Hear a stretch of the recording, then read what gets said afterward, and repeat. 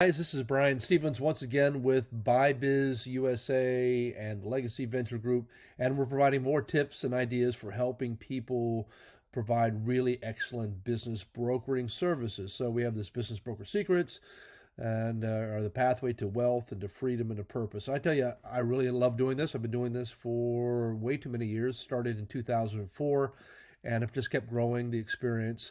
I found in this industry, it's funny, when I first got started, I had a good friend of mine who was an attorney, and she was writing up the papers, and she said, Brian, I can't really believe that you would go into an industry like this. And she had a negative connotation. And as she was writing up some of the documents, I withheld myself because I began to think about all the different things that I've heard about and the jokes I knew about attorneys. A few years later, their same family came and asked if their son could work with our company as an intern during the summer because we'd really done a professional job of really reaching out and making a difference. Like every industry, there's some people that are just kind of not so great in it. There's some people that are average at it. There's some people that really excel.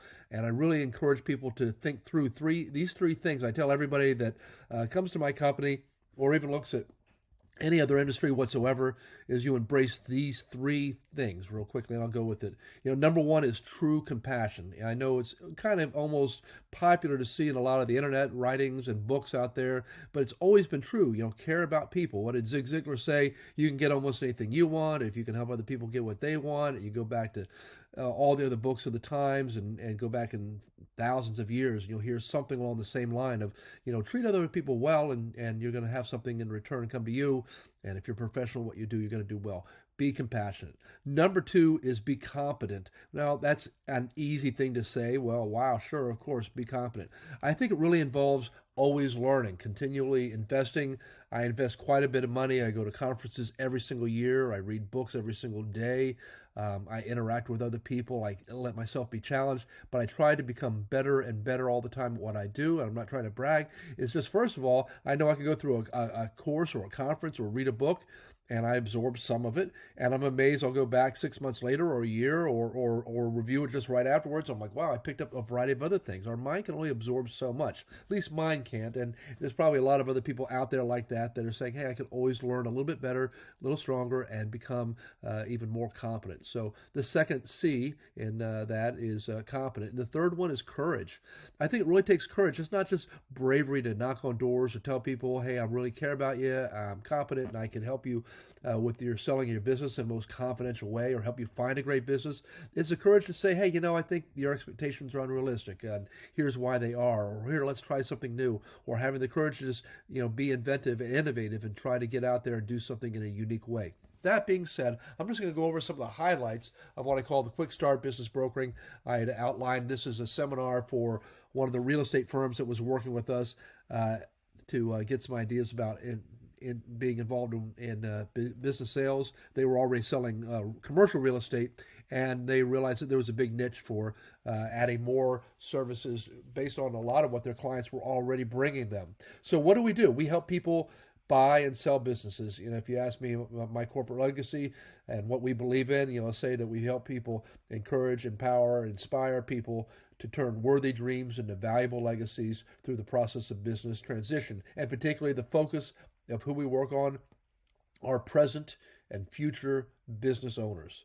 Now, we talk to an awful lot of people that want to be future business owners, and they never get around to making that happen. A large percentage of America would love to work for themselves, and statistic after statistic will show that it's a pretty common factor.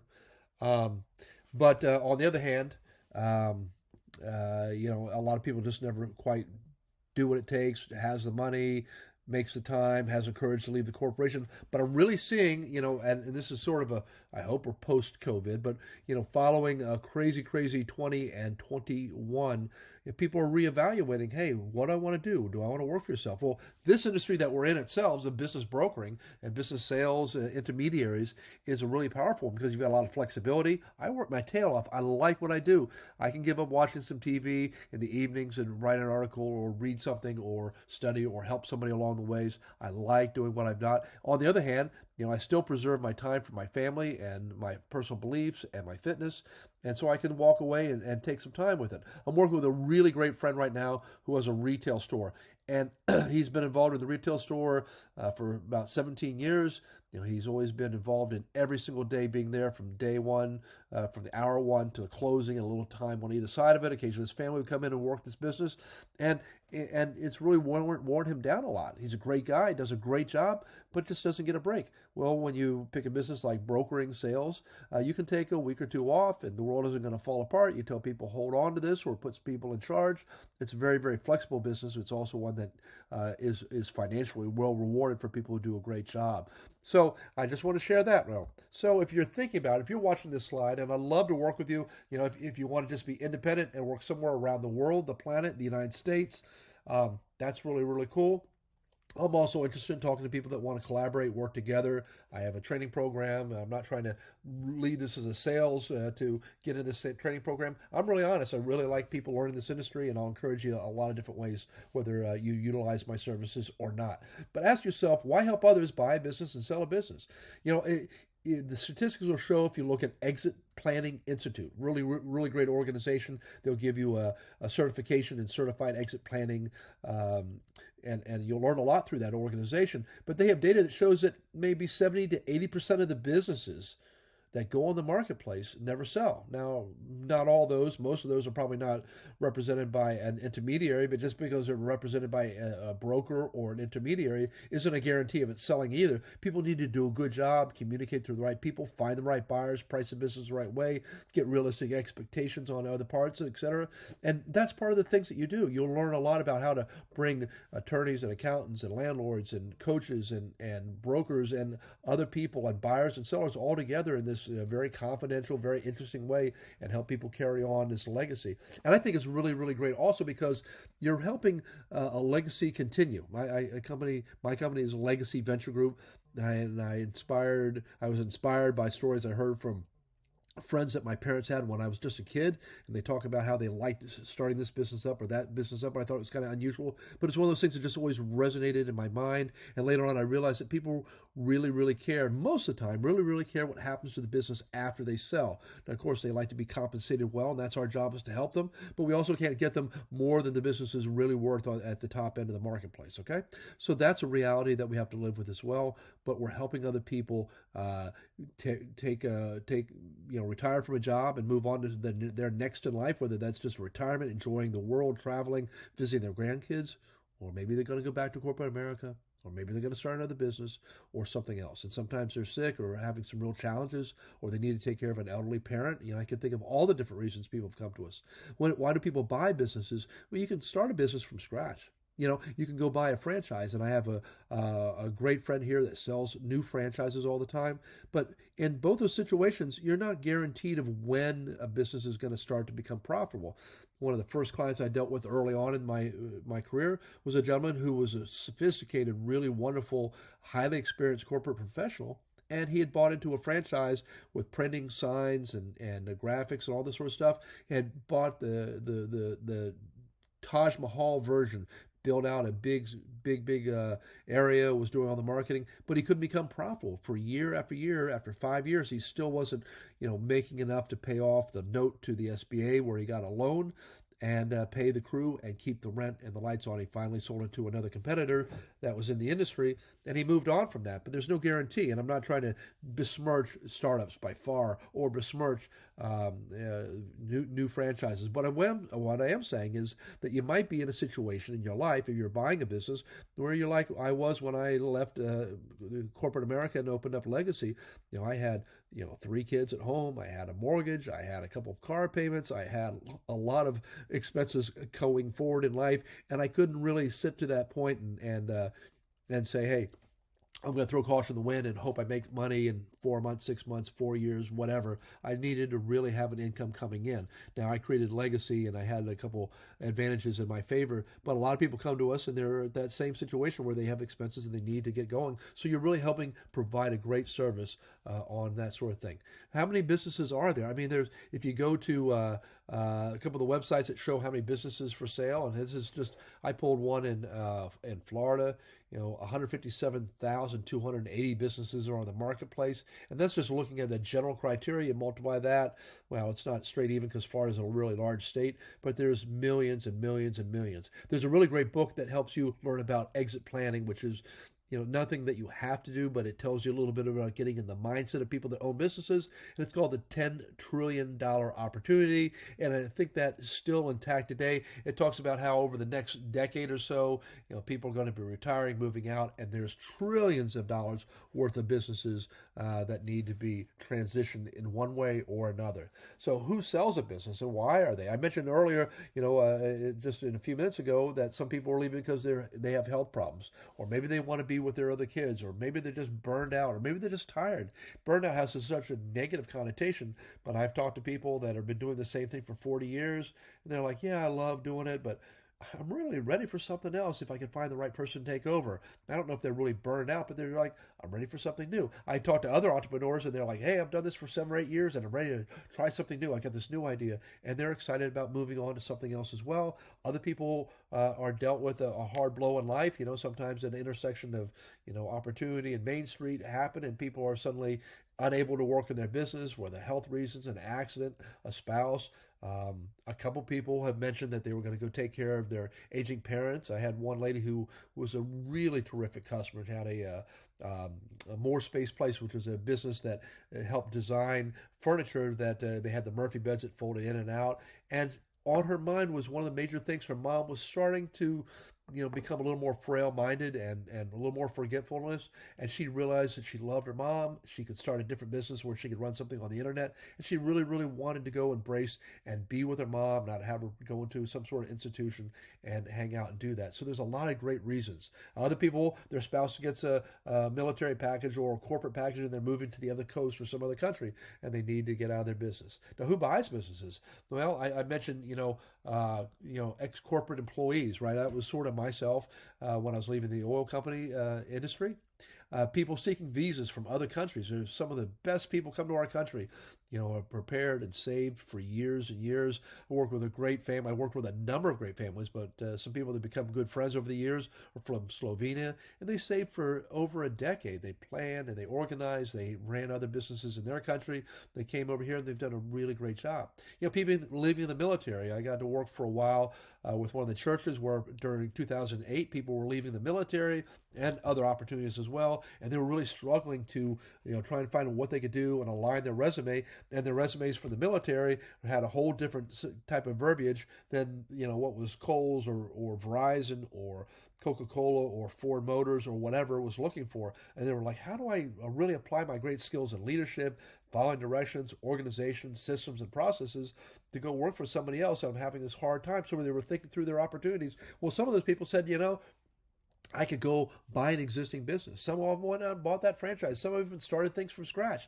But those people that had those skills took over businesses that were already existing. And in many cases, the corporate refugees, the visa seekers, the enterprising veterans, go veterans, and thank you again for all the great things you do for our country, and other people as well, were able to say, hey, this process and this business is really great, but it could really excel a little bit more if I added these new skills. Or maybe I just want to learn something new. I don't already know it, but I get it. The other people have been doing the same thing for 30 years. They don't want to bring in CRMs or really get on Facebook Live or whatever the right thing is to take the business to the next level. But the new person is like, hey, I'm not tied to any old habits. I'm going to learn what they've got to do, and I'm going to do that.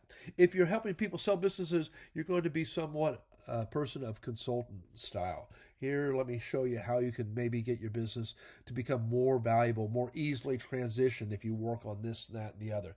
You're going to do some financial analysis. You're going to look at their numbers and say, hey, looking at other businesses similar to yours, here's what I'm seeing, what's going on out there. Help me understand what's going on in your numbers, etc. You're going to be a storyteller. Helping sell a business isn't just a matter of capturing some information, getting the listing, and sticking it on the internet, not doing anything in between. You're going to have to explain to the marketplace why this business is of great value, what makes it stand out. Look, just in Florida alone, last time I looked, there was 2,500, 3,000 businesses just on one website alone. If you go to those big websites that have everybody on there and the franchises, etc., they've got tens of thousands, if not more. Sometimes you're going to be a psychologist, and I say that I'll explain more in another one of these series. But sometimes you're helping people that are really wanting to get out and leave their business, but at the same time they've been doing the same thing for 40 years, and you're like, John or Phyllis, here's the good sign on the other end. It's going to be okay, right? But you need to help them walk through it. Same thing for people that are crossing over into buying or owning their own business, and they're leaving the corporate world or the comforts, and they're like, hey, I got a paycheck, and I got a corporate car, and I got all these other things. I want to be on my own, but how am I going to make it? And you're there, hey, well, tell me what's important to you. What are your priorities? Let's walk through this together. Let's bring in some other people and see if we can get you to that point, or maybe it's the not right time for you. How does this differ from real estate? In a number of states around the United States, a real estate license is required, but that's only a minority, probably, 15, 16, 17 states out of all the 50 plus Washington, D.C. require a real estate license. But a lot of people say, it's funny, early on in my years, I'd say when I went to a networking group or went to the Chamber of Commerce or I went to the Small Business Development Center interactions or one of these events, and eventually people would say, well, what do you do? And I have to say, I help people buy and sell businesses. And they're like, oh, my uncle or my wife sells business or sells real estate too. I'm like, well, we don't really, it's very, very different from real estate. It's so different. It's incredibly different in so many ways. And I'll give you like one quick example. Imagine there's a pizza restaurant that's been around for 25 years, right? It's making $2 million, it's netting $350,000, and that's a possibility of selling. There's a house in the same neighborhood worth, a $500,000. It's been around for 25 years. It's in really great shape. Now, in both cases, the owners of those businesses end up having to move or stop operating or living in the house. The person in the house moves across the country. Eventually, they get it on the marketplace, but it's not been lived in for 6 months. Well, unless the home is really not been taken care of, that home has pretty much had its same value. In some cases, it might have inched up a little bit more with the market flow to become more valuable. That $500,000 house might sell for $510,000. Maybe there's some issues with it, or maybe, unfortunately, the owners passed away and there was this probate issue that kept the house from selling.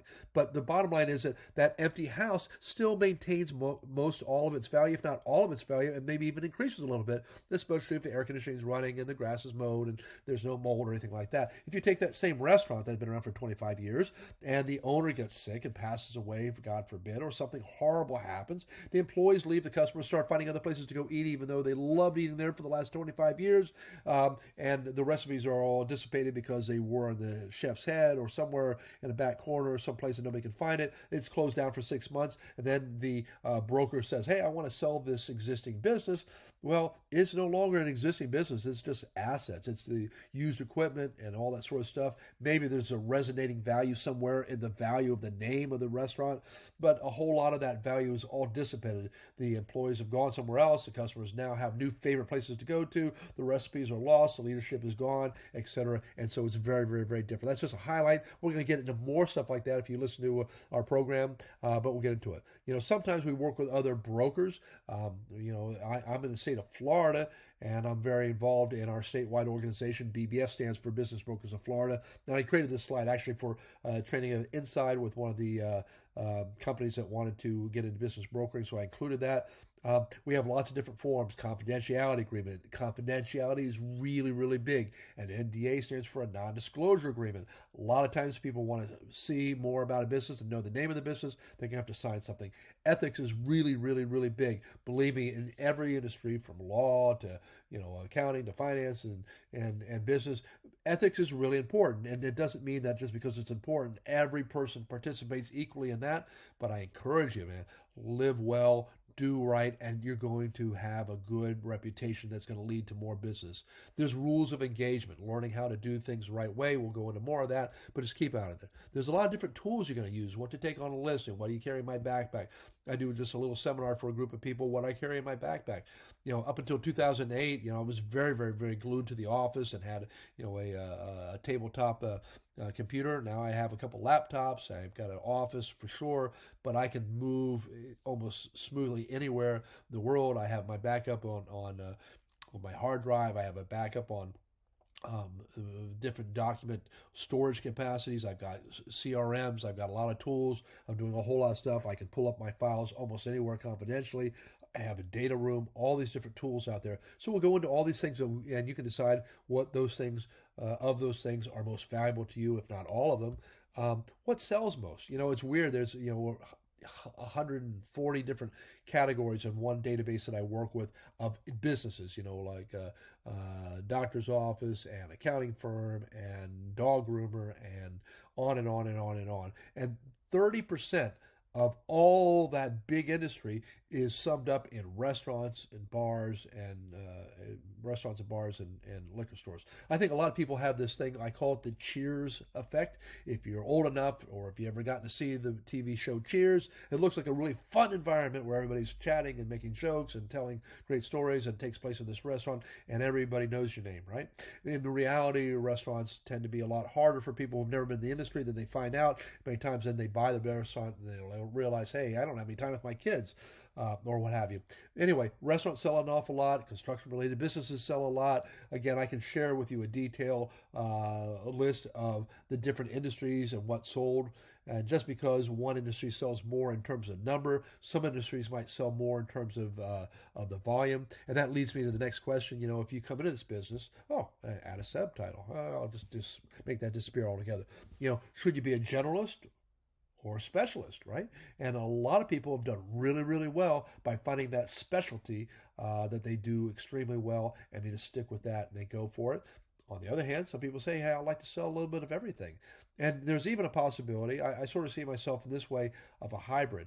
I have a wide community of people that I work with. I'm willing to get up at 4 a.m. and go down, to a 3.5 hour, 4 hour drive, meet with somebody, make a meeting, make a process, review their business or help them find a business, and come back by dinner time. I don't mind working hard, especially if I believe that the opportunity is there. But in general, I have a community around me that I get to within, a half an hour, and I'll work with almost any reasonable business, especially if the owner is reasonable, especially if I think I can sell it. But I also have some specialties that I really love working with, and so I spend my time in marketing, advertising, working with, companies that fit those criteria. And other people will do a little bit of everything. I've got a number of agents that work with us. I have one lady that just really, really focuses on what she considers women-related businesses, beauty salons, massage therapy, facial therapy, nail salons and stuff like that. She just gets it. She likes to pamper herself. She looks great all the time. She continually takes care of herself. And from a visual standpoint, she's always working on that. And so she really loves it, and she relates to all those businesses. So you can do what inspires you. How to reach businesses. There's a lot of things. We'll go into that: networking, marketing, cold calling, up on the phone, etc. How do you secure the list to get to meet the owner, which is really important. I do a lot of preparation, and there's a whole series of the things we do. Let's just say you got to the point where finally somebody says to you, hey, I'd like to meet with you. I'm not sure how we go about selling my business. What do I do? And you say, I'll meet you next Tuesday. How do I get this information? Maybe you try to get some of the information up front, and then you begin to do your research. So when you walk in, even if you're not an expert in the industry, when you walk in, you're pretty much well prepared to say, let me ask you some questions. And if they ask you some questions, you can say, yes, what I do know about your industry is this, that, and the other. Can you confirm these other things? And you're prepared. You're going to research on Google. You can search on IBISWorld. You can look at comparables of other businesses like theirs that have sold. You can research to see if there's some good or bad marks on Yelp or whatever type of internet, social media information you're going to find. We'll go into more details of that. We can go into a lot of things. There's tons of forms. Again, there's listing agreements, there's asset purchase agreements, there's non-disclosure agreements, etc. And there's a whole lot. I'm going to leave it at that. I've rambled on way longer than I thought I would. This is Brian Stevens. You can reach me at 833-BUYBIZ, the number 1. You can reach out to us at BuyBiz at BuyBizUSA, or just check our website, BuyBizUSA.com. You'll find ways to contact us to share different ideas. I'm sorry this actually took a lot longer than I was hoping, but I hope it's useful. I hope you're thinking about a career in doing helping people buy and sell. And we also value when we do some exit planning, but we stay in our lane. of the industry. What we're focusing on is helping people.